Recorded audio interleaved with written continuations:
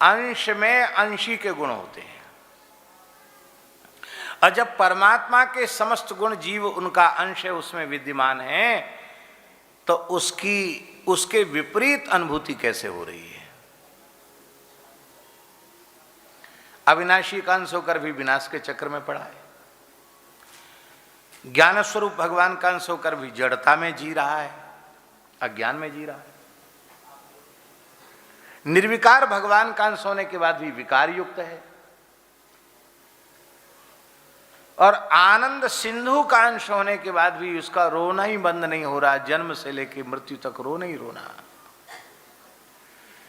सुख है ही नहीं, दुख ही दुख है। तो अनुभूति तो बिल्कुल इसके विरुद्ध है। तो हम कैसे माने कि हम भगवान के अंश हैं? इसका उत्तर यही है कि वस्तुतः ये जो दोष आप गिना रहे हैं, नष्ट हो जाना, विकार युक्त हो जाना, जड़ता स्वरूप होना, दुख रूप होना, ये सब जो लक्षण हैं, ये शरीर संसार के, शरीर संसार के धर्म हैं ये। पर मैं शरीर हूं और शरीर से संबद्ध संसार मेरा है, केवल इस अज्ञान के कारण तुम्हारी ये दुर्दशा हो रही है।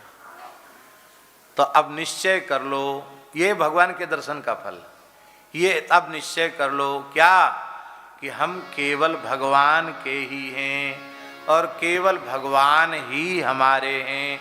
जब हमें शरीर नहीं मिला था तब भी हम भगवान के थे, जब शरीर है तब भी हम भगवान के हैं, और जब शरीर अपनी अवधि पूर्ण कर लेगा, चिता में चला जाए, उसके बाद भी हम भगवान के ही रहेंगे। इसलिए ठाकुर जी, जीवात्मा की कोई जाति नहीं है। इस बात को आप लोग दूसरे ढंग से मत समझ लेना, ऐसा मत अनुमान लगा लेना कि हम वर्णाश्रम व्यवस्था के विरोधी हैं। हम वर्णाश्रम व्यवस्था के अत्यंत अत्यंत अत्यंत कट्टर समर्थक हैं। हम स्वप्न में भी स्वीकार नहीं कर सकते कि वर्ण व्यवस्था, आश्रम व्यवस्था को वर्तमान काल में जैसे लोग परिभाषित कर रहे हैं ऐसे परिभाषित करना चाहिए। और ये चलेगा नहीं, ज्यादा चलेगा वही जो सनातन से था, है और रहेगा वही चलेगा। कलयुग के अंतिम चरण तक वर्णाश्रम व्यवस्था रहने वाली है। अब ये बीज रूप में है कि नहीं? कलयुग के अंतिम चरण में संभलक ग्राम में विष्णुयश ब्राह्मण के घर में भगवान कल्की का अवतार होने वाला है। अरे ब्राह्मण होगा तब ना कल्की का अवतार होगा, ब्राह्मण ही नहीं होगा तो कल्की अवतार कहां होगा? और जब ब्राह्मण रहेगा तो बीज रूप में क्षत्रिय भी रहेगा, वैश्य भी रहेगा, शूद्र भी रहेगा। और जब ब्राह्मण रहेगा तो ब्रह्मचर्य आश्रम भी बीज रूप में रहेगा,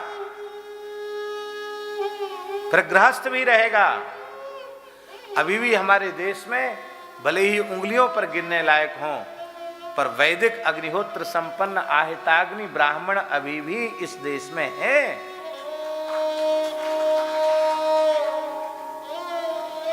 जो अमृतासी और भिक्षासी है उसे गृहस्थ कहा जाता है।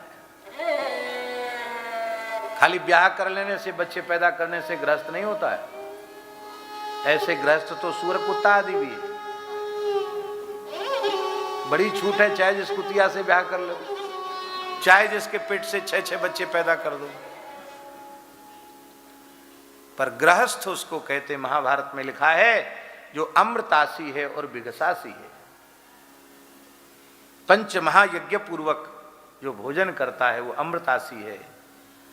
और सब खा लें, कोई घर में भूखा न रहे, अतिथि भी खा ले, इसके बाद घर के नौकर चाकर तक खा लें कि अब कोई भूखा नहीं है, तब भोजन करे, उसको कहते भिक्षासी।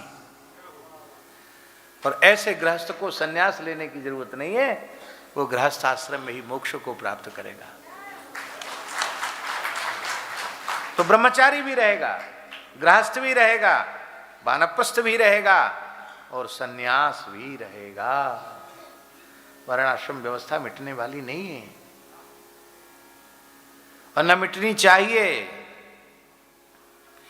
क्योंकि इससे वर्ण सांकर्य फैलेगा और वर्ण सांकर्य सभ्यता को नष्ट करने वाला होता है।